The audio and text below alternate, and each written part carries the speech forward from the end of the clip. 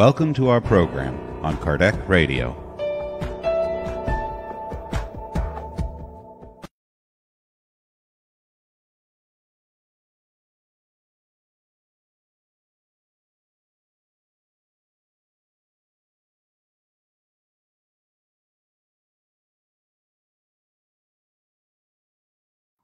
Hello, dear friends. There seems to be a lag.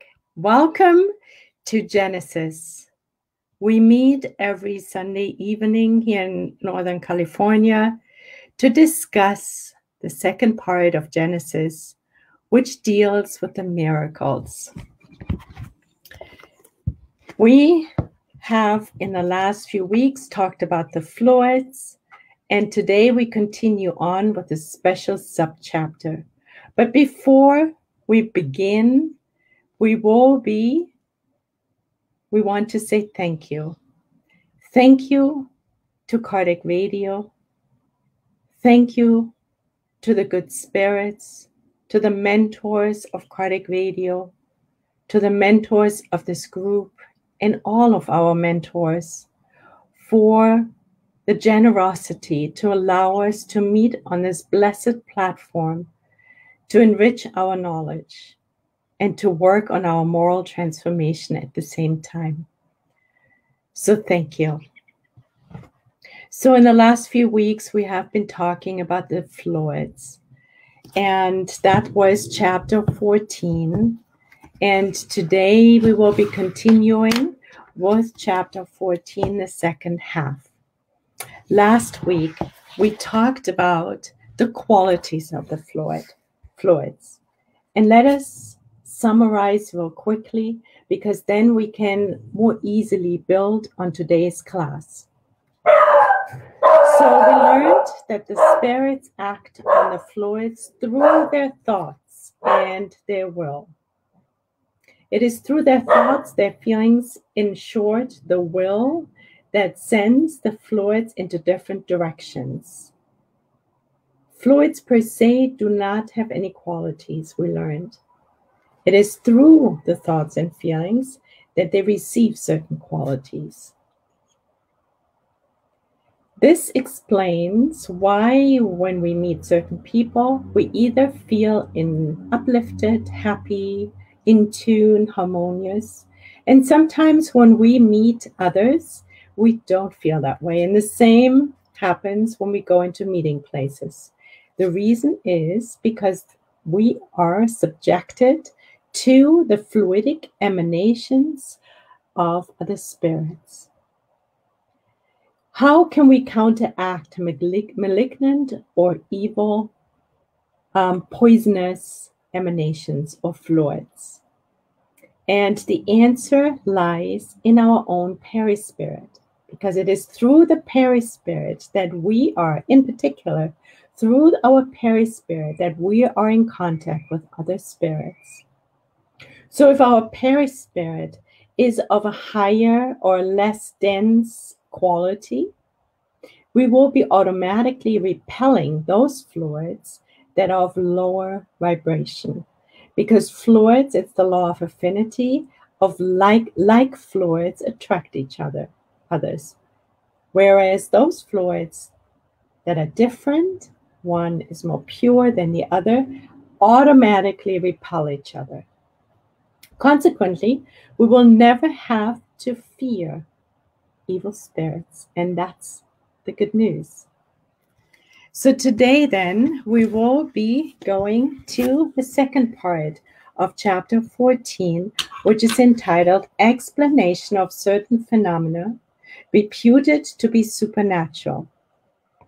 To remind ourselves, we're talking about miracles. We're part of the chapter of miracles, and part of the definition of a miracle is that it is supernatural, it can't be reproduced, and it cannot be explained.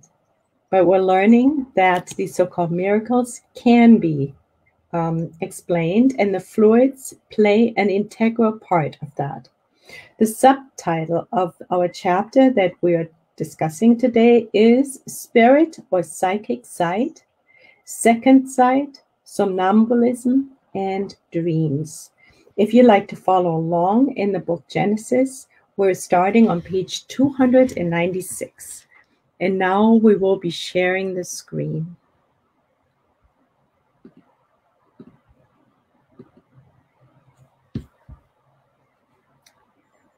Let us see. All right, we're going to do a little technical check to see whether we will be coming through correctly.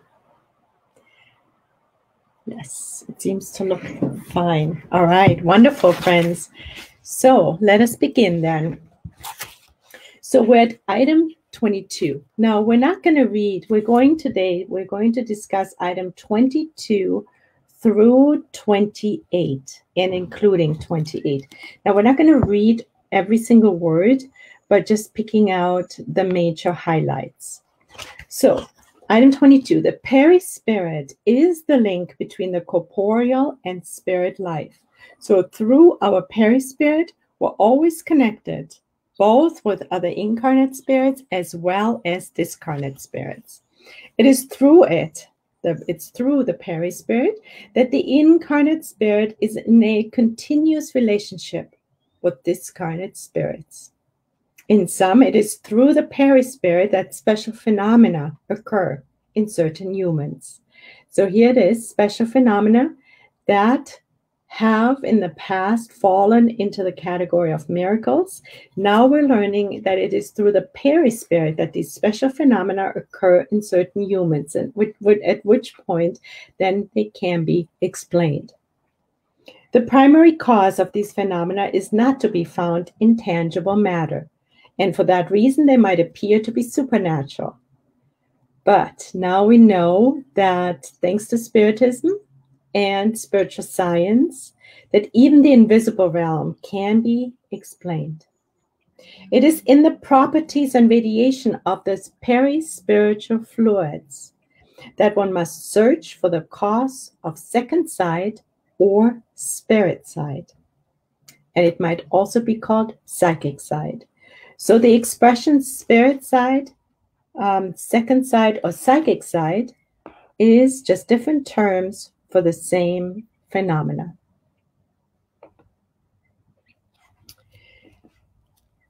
Some people are endowed with psychic sight, frequently without their being aware of it, just as it occurs with somnambulistic sight, which is sight during the dream state. So the perispirit is the link between the corporeal and the spirit life. Our perispirit is the spirit's sensory organ. It's our sensory organ, our spirit's sensory organ. The perispirit allows the spirit, namely our spirit, a continuous relationship with the discarnate spirits through its expansion. Because last week we learned that the perispirit is not as big as our physical form. It's expansive. So since it's out there, it's much more easily connected to other spirits, to other perispirits. So it is through the properties and the radiation of the perispirit that special phenomena occur. And those special phenomena are in this chapter called psychic side, second side, or spirit side. We cannot find these phenomena in the material world. So they cannot be seen with our material eyes or nose, smelled. It's not a physical sensation on that level. It's not tangible matter that we will find this phenomena in. And consequently, it might have been or has in the past been called a supernatural phenomena, which then equaled a miracle. So this is how it ties in. The perispirit, so we're saying it again here, is the spirit's sensory organ, and through its intermediation, the incarnate spirit perceives spirit-related things that are outside the corporeal senses, like we can see things. It cannot be seen with our actual eyes. Through the body's organs, sight, hearing, and the various other sensations are localized and limited to the perception of physical things. So when I see this computer or this PowerPoint in front of me, it is localized through these two eyes. It's not expansive, it's very focused. Through the spiritual or psychic sense, the vision is generalized. That is, the spirit sees, hears, and feels in its entire being everything that is within the sphere of its perispiritual fluidic radiation. Wow, this is fascinating. We're going to say it again. The spirit sees, the spirit hears, and the spirit feels in its entire being everything that is within the sphere of its perispiritual fluidic radiation. So it is through the perispirit, since it is expansive, that's when we go into a meeting place, we're picking up on all these different fluids, other perispirits, which are, of course, a representation of the spirit's thoughts and feelings, whether they are morally more developed or less. And all of this is then being felt in the perispirit entirety. So this is really interesting, and it explains beautifully why we're so easily impacted by others. And that's both incarnate and discarnate spirits. In humans, such phenomena are the manifestation of the spirit life. The soul is acting outside the organism. In second side of perception, through the psychic sense, they do not see through the eyes of the body. So the spirit does not see through the eyes of the body, although often, out of habit, they direct them towards the point on which they have set their attention. So out of habit, we want to funnel it into the organs, but the spirit doesn't see through the organs, not through the eyes of the body. They see through the eyes of the soul. The proof of this being that they see just as well with their eyes closed, and they also see beyond the reach of their line of vision. They read the thought portrayed figuratively in the fluidic ray. Spirits can read the thoughts in the fluidic ray.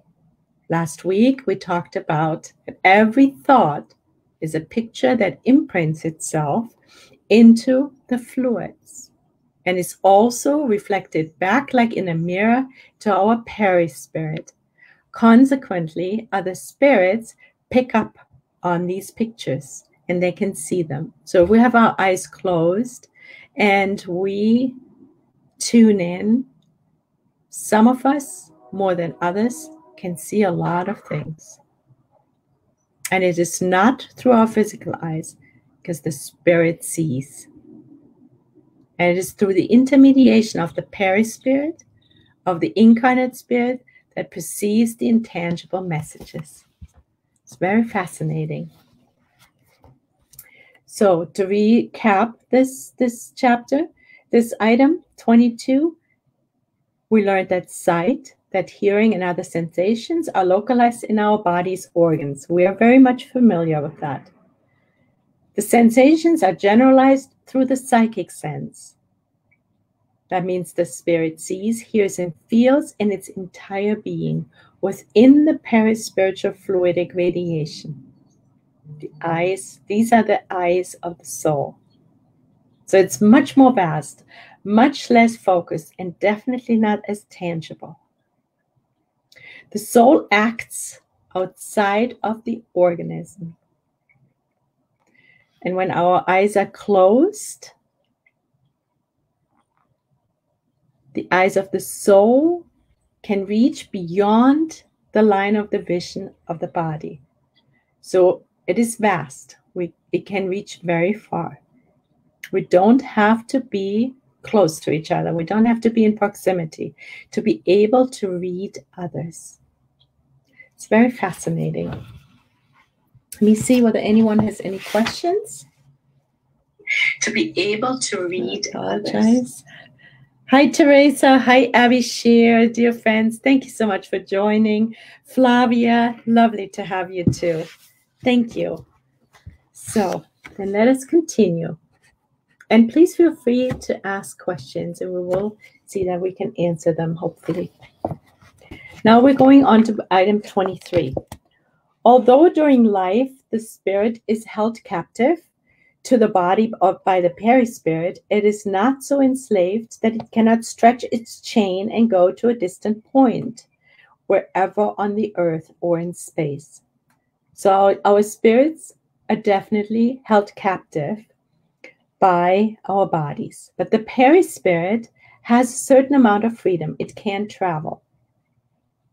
It can stretch its chains, so to speak. We're reminded of stories of the books by André Louise, where he reports of spirits attending spirit meetings. And they always recognize those spirits who were incarnated by their fluidic tie that was attached to their perispirit, because that was during sleep time, the spirit, the perispirit, the spirit and the perispirit, they travel. They can travel. The spirit is only reluctantly attached to its body. Interesting. Because its normal life is one of freedom. Consequently, the spirit is happy upon leaving its body. This is the phenomena designated by the name emancipation of the soul. So when the spirit takes off happily when we sleep, for example, like a bird traveling, that phenomena is called the emancipation of the soul. It always occurs during sleep.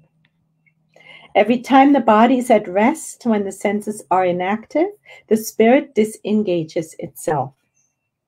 So it gives the spirit freedom to educate itself, to be of service, and more. When we go to the Spirit's Book, Part 2, Chapter 8, question 400, Allan Kardec is wondering, does an incarnate spirit willingly stay in the corporeal envelope? Does an incarnated spirit stay willingly in the corporeal envelope? And the answer is, that is like asking if a prisoner is happy being under lock and key. So the spirit is not always happy to be in the body. During sleep, does the soul rest like the body? Does the soul rest like the body during sleep? The answer is no. A spirit never remains inactive. So this explains further why it is wonderful to set intentions before we fall asleep, so that we can engage in intelligent sleep, really making best use of our time while the body rests. So you're invited to study or read as a companion read The Emancipation of the Soul, which is chapter 8. There is some wonderful information in there that may be very interesting. That actually is very interesting. I believe this was even written by, that was written by André Louise. So if you read the continuation of question 402, the answers are primarily written by André Louise. Sleep is the door that God opens to them for the spirit, for contacting their friends in heaven. It is their break after work while they await the great deliverance. It's very beautiful. It's even poetic. Anyway, that would be a good thing to look at that. So spirit is reluctantly attached to its body by the perispirit, but it can stretch and does go to distant points. The emancipation of the soul, which happens during sleep time, is when the senses, our physical senses, are inactive. That's when the spirit disengages, which is labeled emancipation of the soul. Then the spirit lives the spirit life. And it is partly an experience of what happens in the state after death.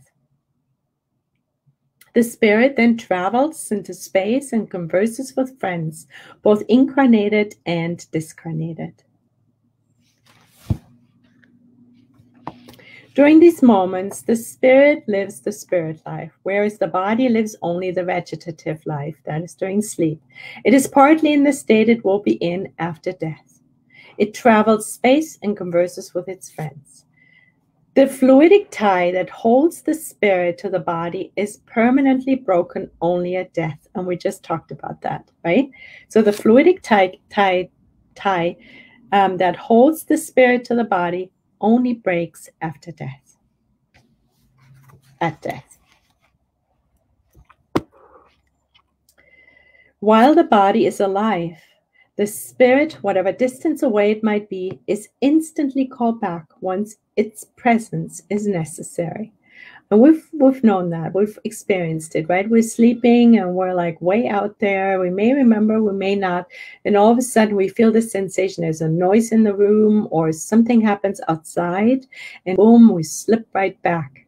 It happens really quickly. Sometimes upon awakening, the spirit retains a memory of its pilgrimages, a precise or imprecise image which comprises the dream. In any event, it brings back intuitions that suggest new ideas and thoughts, justifying the proverb, the night brings counsel. Or when we say, let me sleep on it, right? Because then we come back the next morning with new clarity, with new insight. And sometimes, even if we don't remember clearly anything, there's a certain flavor left behind when we come back. And it can be a feeling of peace in the morning. And we can't really pinpoint where it's coming from. And that's most likely where we've been during our sleep time. So the fluidic ties only permanently break at death. That is when the extinction of the vital principle happens. So let us continue on. See, any questions? No, there's none. So then let us continue on to item 24. Since spirit side does not operate by means of the eyes of the body, it follows that the perception of things does not occur by means of ordinary light. So this is a certain logic that Allan Kardec presents us with. Since the spirit side is not linked to our physical eyes, consequently, the perception of things is not based on the ordinary light that we are used to while we're incarnated. Like right now, the computer is emanating light. The lights behind the computer are illuminating my face. That is the light we're used to. Now, the spirit operates with a different light. The spirit can see with the spirit eyes with a different light. Now, let us see. In fact, material light is made for the material world, and we're aware of that. For the spirit world, there is a special light whose nature is unknown, but which is unknown to us. That makes a difference, right? But which is undoubtedly one of the properties of the ethereal fluid. So the spirit light with which the spirit can see is not known to us, but it is one of the properties of the ethereal fluid, of the universal cosmic fluid. So the spirit light is a property, is a property of the universal cosmic fluid. So this is important for us to keep in mind.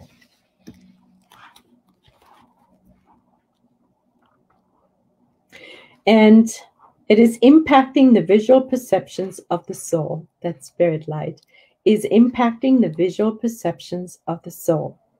Thus, there is a material light and a spiritual light. So this is interesting. It's new to us, right? There's a material light, which we're very familiar with.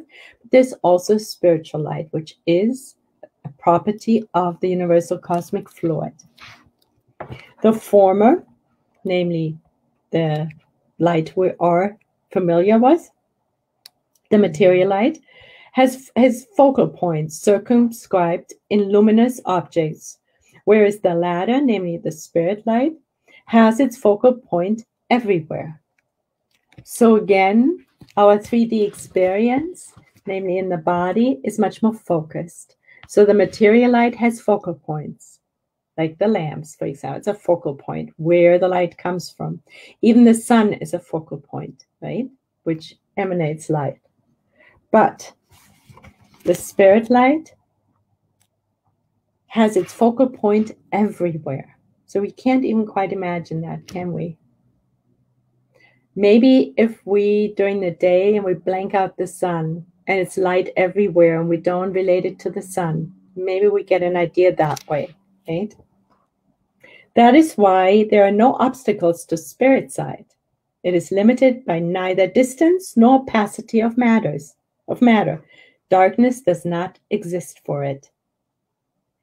The spirit world is therefore illuminated by spirit light, which has its own effects, just as the physical world is illuminated by the solar light. So let us summarize this. So the material light, there's a material light, which we're familiar with, and there's a spiritual light. And we abbreviated it with SL, spiritual light. So the spiritual light impacts the visual perceptions of the soul. The spiritual light's nature is unknown to us, but one of the properties of the ethereal fluid, which is the universal cosmic fluid. The spiritual light has its focal point everywhere, which is in contrast to the material light. And there are no obstacles to the spirit sight. The physical world is illuminated by the solar light, and the spiritual world is illuminated by the spiritual light. So this was item 24. So feel free to add some comments. I'm checking again to see whether, hi Mark, hi Nora. Wonderful. Thank you so much for joining. So where are we? We're now at item 25, page 299 in Genesis, if you would like to pull out the book and follow along. So enveloped by its perispirit, the soul thus carries its own luminous principle. And since it penetrates matter due to its ethereal essence, there are no objects opaque to its sight. Beautiful, right? So what did he say? He says that the soul is enveloped by the perispirit. And the soul thus carries its own luminous principle. Because the soul, it lives basically can see only through the spirit side, and that is via the perispirit. So the envelope by its perispirit, the soul thus carries its own luminous principle. It radiates light. It radiates its own light. And since it penetrates matter to its ethereal essence, there are no objects opaque in the soul's sight. So since this light that the soul emanates via the perispirit, there is no darkness. Nothing is opaque to the sight of the soul. Nevertheless, spirit sight entails neither the same extent nor the same penetration in all spirits. So it is not the same. The quality of the spirit light is not the same in all spirits. So the extent is different from spirit to spirit, and the penetration ability is different from spirit to spirit. And now let's find out why. Only pure spirits possess spirit sight in all its power. Only the pure spirits possess spirit sight in all its power. In low-order spirits, it is weakened by the relative density of the perispirit, which imposes itself like kind of a fog. So like in everything else we've learned so far through Spiritism, it is vital for us to work on our inner transformation, because it is due to our moral development, due to our dematerialization of our lives, due to de-emphasizing matter and material goods and anything that's related to this experience here on earth. And of course, our inner transformation, which is linked to love, to doing the good, to accumulating more knowledge, more understanding, that our perispirit becomes less dense. And as a result, it will have a better ability to penetrate objects and to emanate more light. So it's all within our own responsibility and ability. It's beautiful. We have free will, and hopefully we make the choice to become more light-filled, to create more spirit light. Spirit side manifests to different degrees in incarnate spirits through the phenomenon of second sight, where natural or magnetic somnambulism, or whether in the waking state. So spirit side manifests to different degrees in incarnate states for the reasons we just mentioned. And that doesn't matter whether it's in the sleep state or in the waking state. According to the degree of this faculty's power, it is said that the spirit's lucidity is greater or lesser. So these are just different terms. The spirit's lucidity is greater or lesser based on the purity of the soul.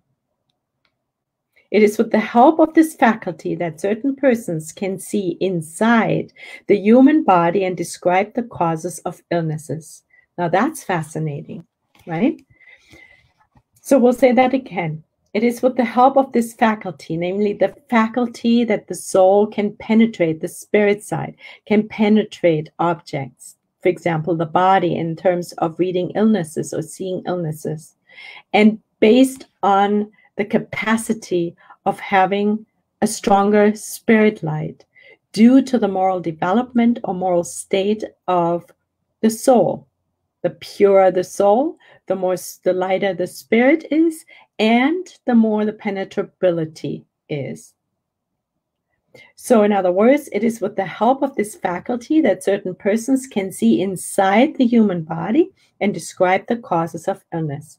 And they don't do it with the physical eyes. It is with the spirit side, second side, the psychic side. Okay? So let us summarize. This is item 25. Not all spirits have the same extent or capacity, penetration capacity of a spirit side. Not all spirits have the same extent. Only the pure spirits possess spirit side in all of its power. In low order spirits, spirit side is weakened by the relative density of the perispirit. It kind of works like a fog. So if we're trying to really see something psychically and we can't, it is most likely linked to our perispirit. And then what can we do? We can work on our inner transformation. Of course, it's also our diet has something to do with it. It's a whole package deal, right? Wherever we spend our thoughts and our feelings on primarily during the day, because those imprint themselves in the fluids into our perispirit and determine whether we have more of an extent or a penetration of our spirit side, how bright our light is, so to speak. This faculty allows certain persons to see inside the human body and can actually see illnesses. See, any questions? Okay. All right, then let us go on to item 26. Spirit side, therefore, provides special perceptions that are not centered in the physical organs. And he's repeating himself, and that's good because through effort and repetition, we retain the information. So Alan Kardec says again, spirit side therefore provides special perceptions that are not centered in the physical organs, but rather operate under different conditions than corporeal side. That is why one cannot expect identical effects from it or experiment with it using the same procedures. The same procedures as with the material side. Since it occurs outside the organism, it has a mobility that frustrates all predictions. So as a result of the fact that spirit side occurs outside of our physical form, our organism, it has a mobility that frustrates all predictions. So it cannot be predicted. It's not as hardcore, it's not as tangible as our physical side. And this now, to link it back to our chapter that we're in about miracles, we can now better understand why phenomena resulting from, let's say, psychic side, spirit side, could have fallen under certain circumstances into the category of miracles. Because it's all not just quite as tangible and touchable, predictable in this sense, as is the material world. So now we're going to item 27. Spirit side is necessarily incomplete and imperfect in incarnate spirits, and consequently it is subject to aberrations. So spirit side is imperfect in us. We are bogged down by our physical body. It makes it all a lot harder. Once we're spirits and we have left behind our physical shell, our physical vest, things shift. So spirit side is necessarily incomplete and imperfect in incarnate spirits, and consequently it is subject to aberrations. So it's subject to aberrations. So that's something for us to keep in mind. Since its seat, the spirit side seat, is in the soul itself, the state of the soul must influence the perceptions it provides. So this is, in other words, he's saying in different words what we've already said before, that the spirit side depends on the quality of the soul, on the purity of the soul. According to the degree of the soul's development, the circumstances and the moral state of the individual, spirit side can provide either during sleep or during the waking state. 3 different phenomena. So, according to the degree of the soul's development, how highly is the soul, or how pure is it? The circumstances the soul finds itself in, asleep, awake, so forth, and the moral state of the individual determines the spirit side can provide either during sleep or during the waking state. First, number 1, the perception of certain real physical events. So spirit side can, under these different circumstances, during sleep or in the wake state, create perceptions of certain real physical events, such as knowledge of events that occur far away, details describing a locality, the causes of an illness, and appropriate remedies. So the spirit side provides the ability to have these perceptions of real physical events where the details, the locality, the causes of illnesses and remedies are being revealed. That can happen either during sleep or in the waking state. Number 2, under these circumstances, the soul, the spirit side, creates the perception of things equally real in the spirit world, such as being able to see spirits. So perception can be created of events in the spirit world. So the spirit side can perceive those events in the spirit world. And again, either during sleep or in the waking state. And lastly, the spirit side provides fantastic images created by the imagination, analogous to the fluidic creations of thought. Such creations always go hand in hand with the moral dispositions of the spirit that creates them. So this is a little bit more complicated, so we're going to back up. So in this item 27, Allan Kardec is clearly telling us that the spirit side, which is not localized in our physical body, but it's far-reaching and depends on the capacity of the perispirit-spirit to create, emanate its own light, and that depends on the purity of the soul. But the spirit side is imperfect in us incarnates. He said incomplete and imperfect. So that we need to just download. So it's not perfect yet, right? So the seat of the spirit side is in the soul. And the quality of the soul, the purity of the soul influences the perceptions. The more opaque, the less evolved a soul is, the perceptions may be much more impacted by the material reality. So then he says, the spirit side provides either during sleep or the waking state, number one, perceptions of real physical events, which entail details, locality, causes of illness, and remedies. Second thing that may be provided by the spirit side is a perception of events in the spirit world.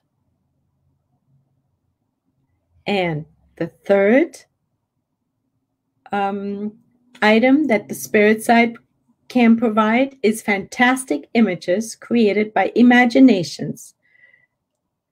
And these imaginations are based on the fluidic images that have been imprinted by thoughts and feelings. And these fluidic images are based on the moral disposition of the individual spirit. So, let's see. It is thus that the thoughts of persons who are strongly imbued and preoccupied with certain religious beliefs portray hell, its furnaces, its tortures, and its demons just as they imagine them to be. That's based on the fantastic images. So if a person is firmly attached to those imaginations, to these thoughts that hell looks a certain way and is in a certain place, then it may create these images through its spirit side as well. These are these fantastic images.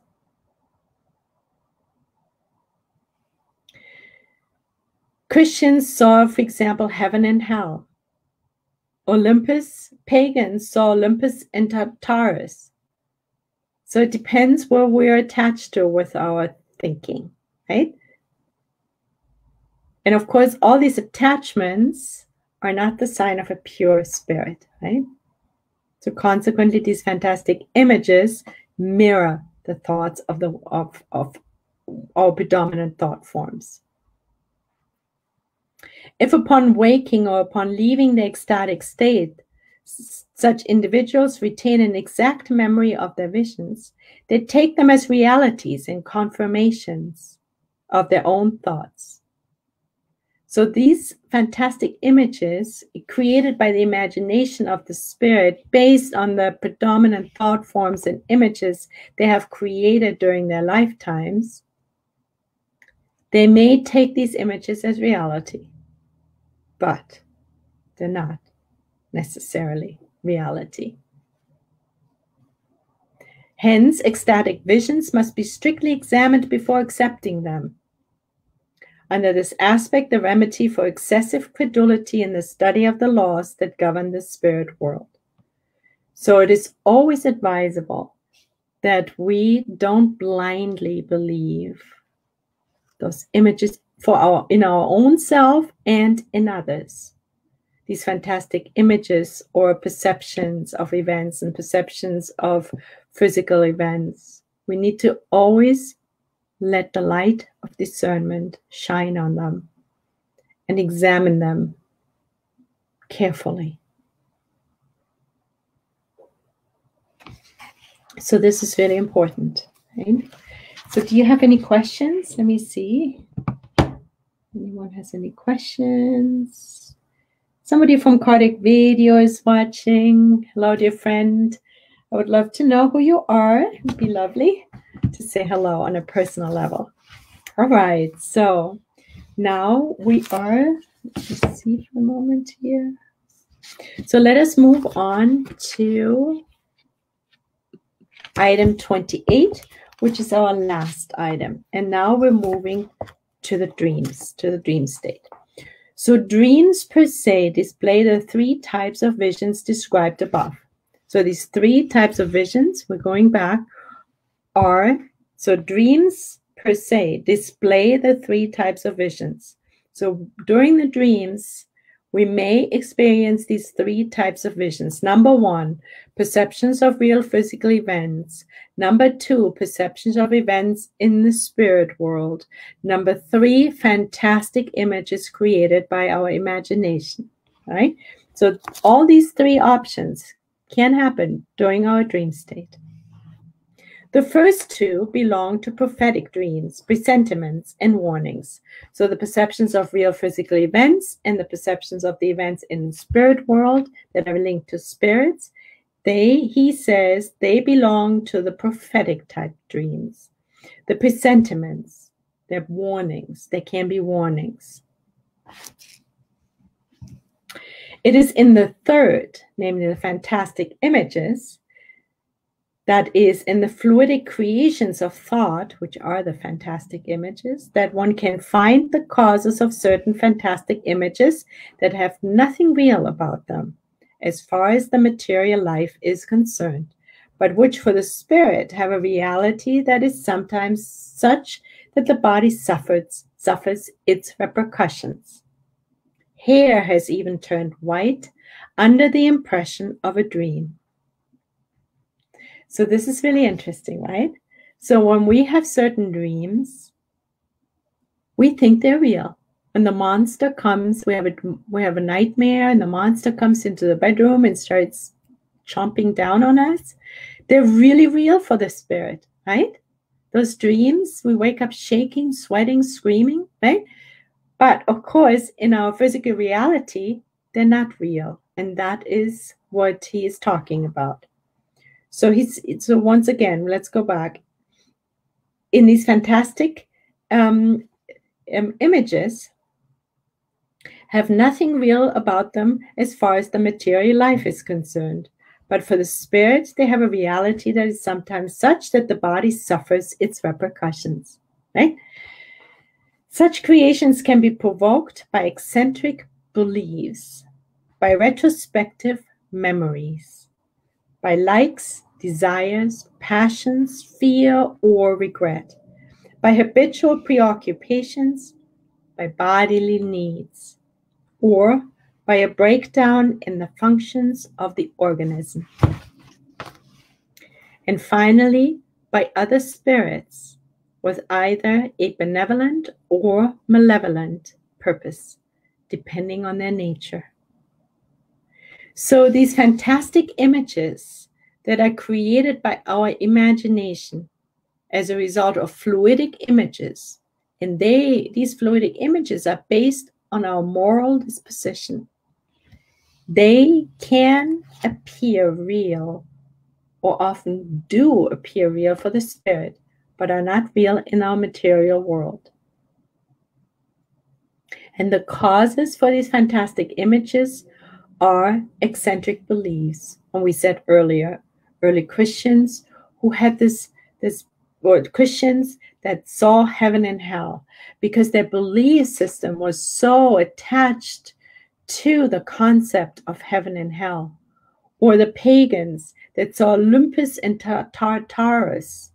They were so attached to these god figures that they appear due to the fluidic images that they created in their dreams, and that became real for them, for the spirit.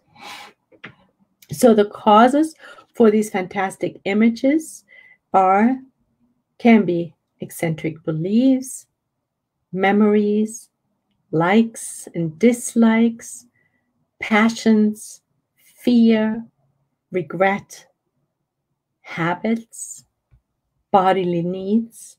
Like, how often did we need to go to the bathroom and had a dream around that, right? Or physical breakdown.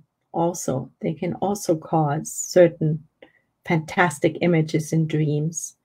Or there can be other spirits, both benevolent as well as malevolent, who impact our dreams, these fantastic images.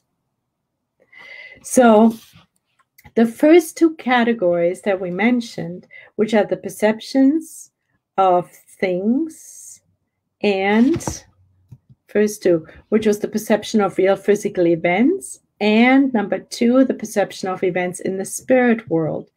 These are the prophetic dreams, the presentiments, warnings.